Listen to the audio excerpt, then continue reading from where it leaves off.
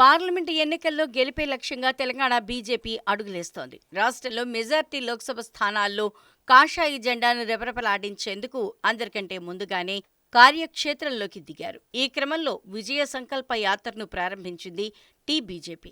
బాయంసాలో విజయ సంకల్ప యాత్రను గ్రాండ్గా ప్రారంభించారు స్థానిక బీజేపీ నేతలు. రాబోయే ఎన్నికల్లో తెలంగాణలో 15 ఎంపీ సీట్లు కైవసం చేసుకుంటామని ధీమా వ్యక్తం చేస్తున్నారు బీజేపీ నేతలు.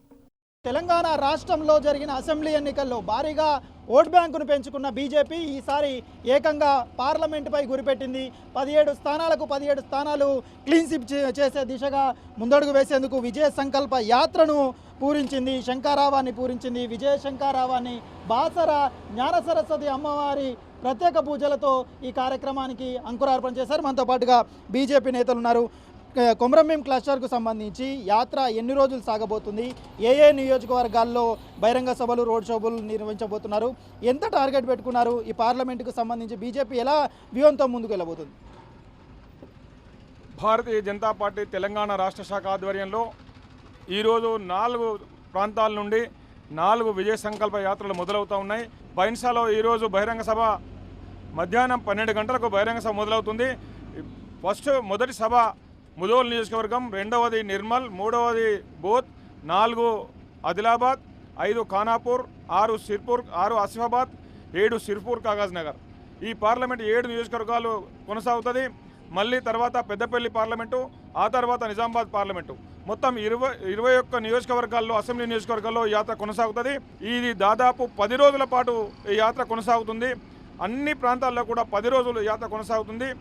గత 10 సంవత్సరాల కాలంలో నరేంద్ర మోడీ నాయకత్వంలో ఈ దేశంలో జరిగినటువంటి మార్పులు, ఈ దేశంలో సంపద సృష్టించి ఆ సంపదని పేద ప్రజలకు ఏ విధంగా అందించినటువంటి విషయాలు, అదేవిధంగా అనేకమైనటువంటి పేద ప్రజల కోసం తీసుకొచ్చినటువంటి స్కీములు, ఈ దేశంలో నరేంద్ర మోడీ గారి నాయకత్వంలో ప్రభుత్వం ఏర్పడిన తర్వాత ఈ దేశం ఏ విధంగా అభివృద్ధి చెందింది, ఏ రకంగా మార్పులు వచ్చినాయి, ఏ రకంగా ప్రజలు మోడీ నాయకత్వం పట్ల విశ్వాసం వ్యక్తం చేస్తున్న విషయాన్ని ప్రజల దగ్గరికి తీసుకుపోవడానికే ఈ యాత్ర చేపట్టడం జరిగింది. ఈరోజు గ్రామీణ ప్రాంతాల్లో కానీ, మారుమూల ప్రాంతాల్లో కానీ చిట్ట చివరి వ్యక్తి కూడా ఏమంటున్నాడంటే, ఇక్కడ లోకల్లో ఏమున్నా మాకు ఇబ్బంది లేదు, ఏమైనా మాకు ఇబ్బంది లేదు, ఈ దేశంలో మోడీ గారు ఉంటేనే ఈ దేశం బాగుపడుతుంది, ఈ దేశానికి భవిష్యత్తు ఉంటుంది, మన భావితరాలకు భవిష్యత్తు ఉంటుంది, ఈ దేశం సురక్షితంగా ఉంటుంది, ఈ దేశం సుభిక్షంగా ఉంటుందనేటువంటి ఆలోచన గ్రామీణ ప్రాంత ప్రజలు కానీ, పట్టణ ప్రాంత ప్రజలు కానీ ప్రతి ఒక్కరు కూడా ఆలోచన చేస్తూ ఉన్నారు.